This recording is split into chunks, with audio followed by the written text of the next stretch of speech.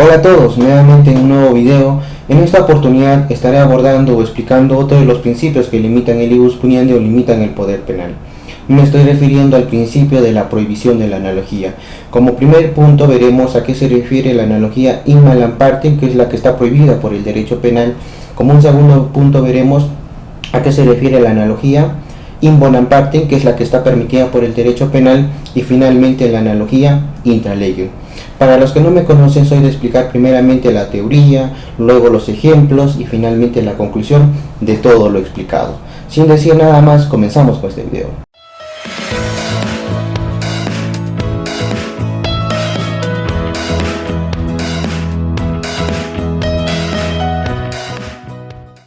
Si bien en uno de mis videos he señalado que el principio de legalidad tiene relevancia en el ámbito legislativo, con este principio de la prohibición de la analogía nos damos cuenta que no solo tiene relevancia en el ámbito legislativo, sino que alcanza también a la actividad interpretativa de los jueces. Por lo tanto, con este principio de la prohibición de la analogía vamos a hablar de la interpretación de la ley penal.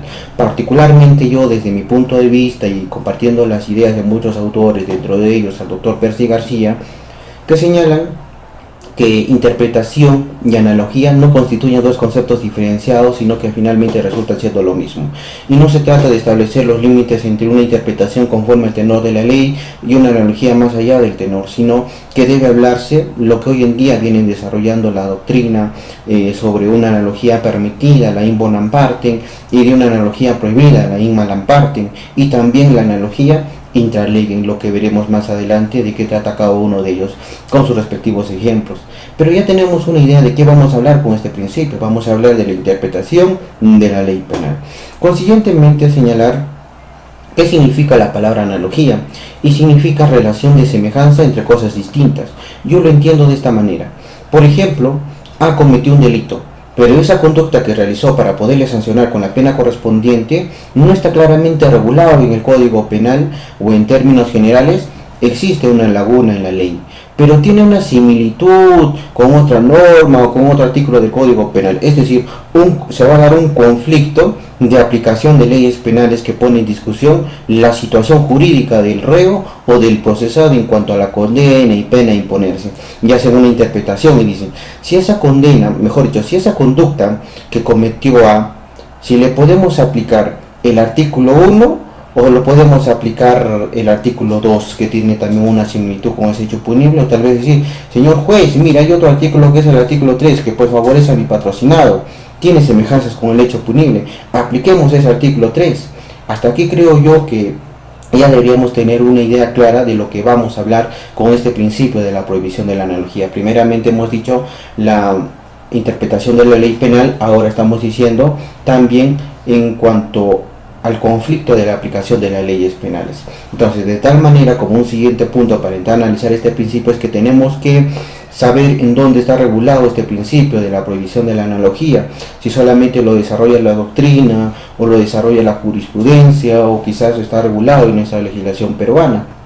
Este principio está regulado en nuestro ordenamiento jurídico peruano, es decir, en nuestra legislación en lo que en materia penal se refiere a la prohibición de la aplicación de la analogía, la in malam partem, que se encuentra regulada en la Constitución Política, en su artículo 139, inciso 9, que consagra la garantía de la inaplicabilidad por analogía de la ley penal y de las normas que restringen derechos. Asimismo, también lo regula el artículo 3 del título preliminar de nuestro Código Penal, que establece literalmente y señala lo siguiente, dice: no es permitida la analogía para calificar el hecho como delito o falta, definir un estado de peligrosidad o determinar la pena o medida de seguridad que les corresponde. Este principio, o mejor dicho, este artículo da a entender que un fiscal o un juez por analogía no pueden crear delitos, imponer penas que criminalicen la conducta de aquel ser humano que cometió un hecho punible y que no le corresponde dicha sanción o aplicación de esa ley. Es decir, por el simple hecho que tiene una similitud con otro delito, con otro artículo de Código Penal y tiene una sanción más drástica, aplicar esa ley no se podría hacer eso, ¿no? ¿Por qué? Porque se estaría perjudicando al reo o procesado, por lo tanto está prohibido por el derecho penal y también por la Constitución Política del Perú. Entonces, para entender este principio de la prohibición de la analogía, vayamos a analizar el primer punto, que es la analogía prohibida in malam partem, perjudiciosa para el reo, la que está prohibida por el derecho penal, con su correspondiente ejemplo. Primeramente, la teoría. ¿Qué entendemos por esta analogía, la in malam partem? Cuando se hace una interpretación, o sea, la interpretación de la ley penal, solamente puede llegar hasta donde lo permita su tenor literal. Por eso escuchamos decir a los abogados, literalmente dice, ¿no?, el Código Penal en su artículo tanto, y lo leen. Interpretan conforme a ese tenor literal. Viene a ser un límite a la interpretación de la ley penal. Yo no puedo irme a interpretar más allá de lo que dice literalmente el Código Penal. Si ese margen interpretativo es sobrepasado con la finalidad de sancionar o agravar conductas acudiendo únicamente al fin de protección, entonces estaremos ante una analogía prohibida por el derecho penal.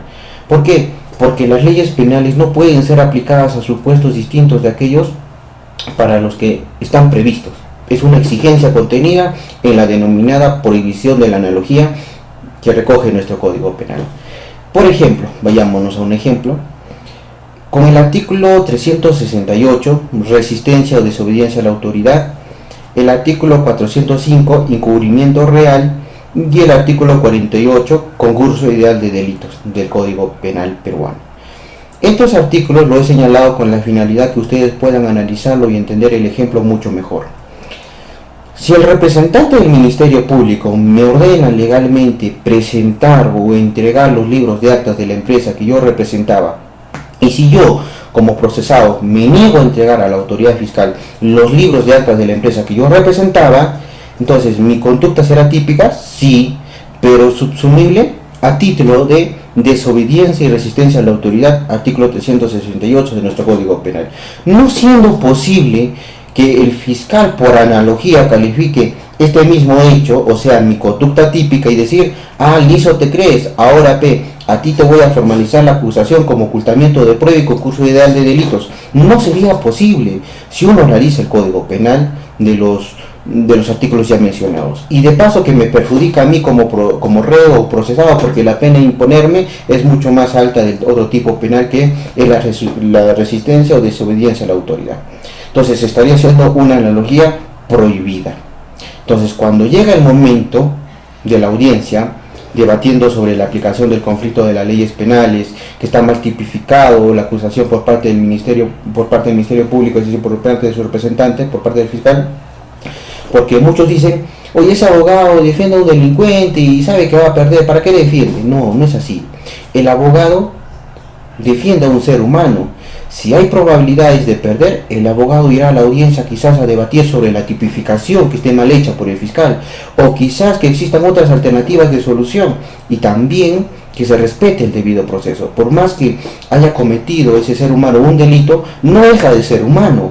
Es en ese momento, y más si están acusando a un inocente, es donde un abogado debe luchar como si estaría defendiendo a su propio padre o como un guerrero del derecho, argumentando el por qué no se debería aplicar esa norma y por qué la otra norma sí, citando tal vez jurisprudencia o doctrinas al caso. Obviamente, el juez estará con su código haciendo un análisis, interpretando la norma, escuchando a las partes con el hecho que se cometió, si debe aplicarse esa norma o no debe aplicarse esa norma, y consiguientemente señalará algo importante. Al apreciarse en este caso un conflicto de aplicación de leyes penales que ponen en discusión la situación jurídica del reo o procesado en cuanto a la condena y pena a imponerse, se considera que debe aplicarse la norma más favorable al reo o procesado. No lo digo yo, lo dice la Constitución y lo dice también el Código Penal, conforme lo prevé el inciso 11, artículo 139 de la Constitución Política, que concuerda con el artículo 6 del Código Penal, que establece la aplicación de la ley más favorable al procesado en caso de duda o de conflicto entre leyes penales. A eso se refiere la analogía in malam partem, la que está prohibida por el derecho penal.